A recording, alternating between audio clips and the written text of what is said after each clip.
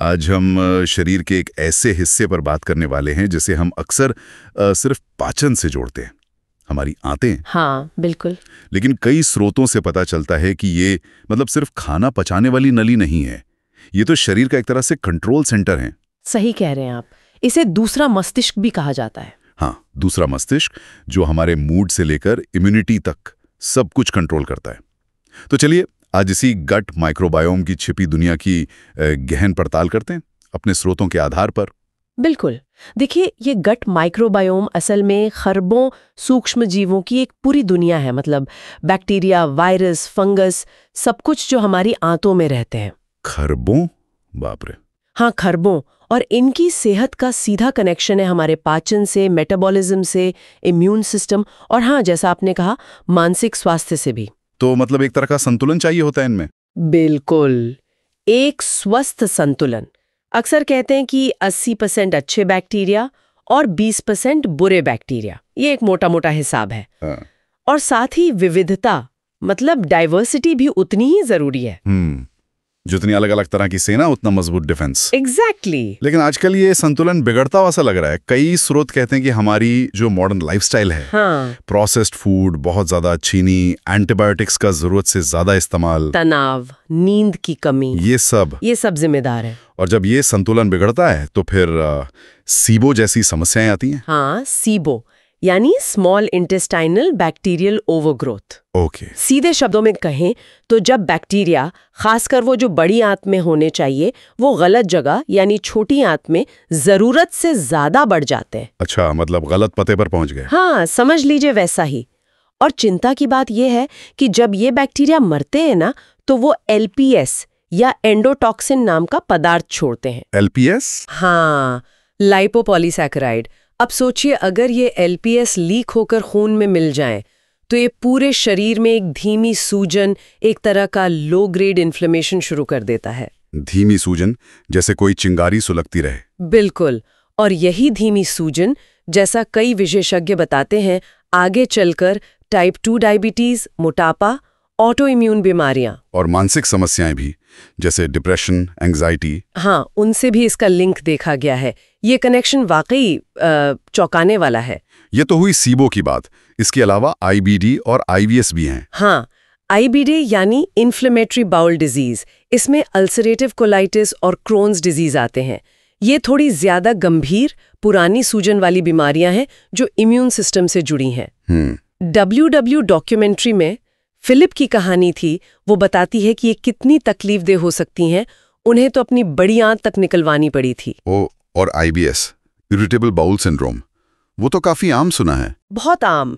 पेट दर्द, गैस, कभी दस्त, कभी कब्ज। इसके लक्षण बहुत अलग अलग हो सकते हैं और इसमें गट ब्रेन कनेक्शन बहुत मजबूत होता है। हाँ, DW डॉक्यूमेंट्री में कारी की कहानी थी। वो बताती थी कि रोज की जिंदगी कितनी मुश्किल हो जाती है, एंग्जाइटी भी जुड़ जाती है इससे। सही कहा। पेट में जो हो रहा है उसका असर दिमाग पर, और दिमाग में जो चल रहा है उसका असर पेट पर। ये 2 वे स्ट्रीट है। कई बार लोग इसे नजरअंदाज करते हैं। लेकिन अच्छी बात यह है कि इस बिगड़े संतुलन को ठीक करने के रास्ते भी हैं। स्रोतों में काफी कुछ बताया गया है। शुरुआत शायद डाइट से होती है। बिल्कुल, आहार सबसे महत्वपूर्ण है। पहला कदम उन चीजों को हटाना जो नुकसान कर रही हैं, जैसे चीनी, प्रोसेस्ड फूड्स। और कुछ लोगों को डेयरी या ग्लूटेन से भी दिक्कत होती है ना? हाँ, अगर सेंसिटिविटी है तो उन्हें भी कम करना या हटाना पड़ सकता है। फिर आती हैं वो चीजें जो आंत को पोषण दें। सबसे जरूरी है फाइबर यानी प्रीबायोटिक्स। प्रीबायोटिक्स, ये अच्छे बैक्टीरिया का खाना है। एग्जैक्टली। जैसे लहसुन, प्याज, ओट्स, कच्चा आलू, स्टार्च, इसबगोल, ये सब अच्छे स्रोत हैं। लेकिन यहाँ एक सावधानी रखनी है। क्या? अगर किसी को सीबो है तो फाइबर शुरू करने से पहले सीबो को ठीक करना जरूरी है, वरना फाइबर गलत बैक्टीरिया को ही खाना दे देगा। अच्छा, ये जरूरी बात है। और सूजन कम करने के लिए? उसके लिए एंटी इन्फ्लेमेटरी चीजें जैसे हल्दी, जिसमें करक्यूमिन होता है, अदरक, लहसुन, ओमेगा 3 फैटी एसिड्स, ये सब मदद करते हैं। ठीक है, तो डाइट हो गई और फिर सीधे अच्छे बैक्टीरिया को बढ़ाने की बात आती है। प्रोबायोटिक्स जैसे दही, केफीर, किमची। हाँ, ये खाद्य स्रोत अच्छे हैं।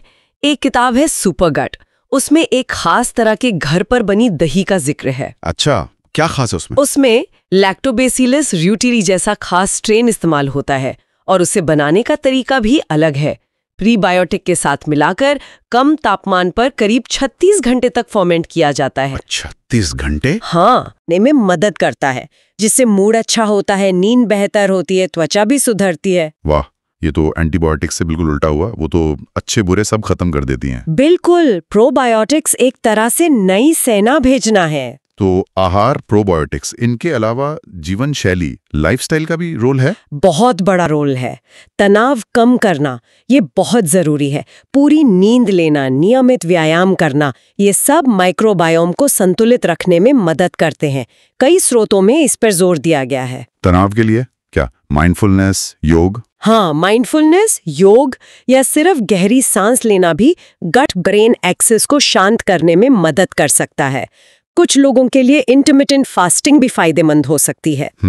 तो कुल मिलाकर बात यह है कि हमारी आंत का स्वास्थ्य वो हमारे पूरे शरीर और मन की सेहत की बुनियाद है। सही। अपने गट माइक्रोबायोम को समझना और इसका ध्यान रखना, उसे पोषण देना, ये बेहतर स्वास्थ्य की तरफ एक बहुत शक्तिशाली कदम है। बिल्कुल।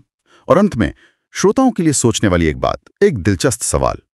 क्या भविष्य में ऐसा हो पाएगा कि हम अपने एकदम यूनिक गट माइक्रोबायोम के हिसाब से अपना खाना, अपना आहार पूरी तरह से कस्टमाइज कर सकें? ये बहुत इंटरेस्टिंग सवाल है। ये जो हमारे अंदर रहने वाले अरबों खरबों साथी हैं, ये और कौन-कौन से रहस्य खोलेंगे, ये देखना भी बाकी है।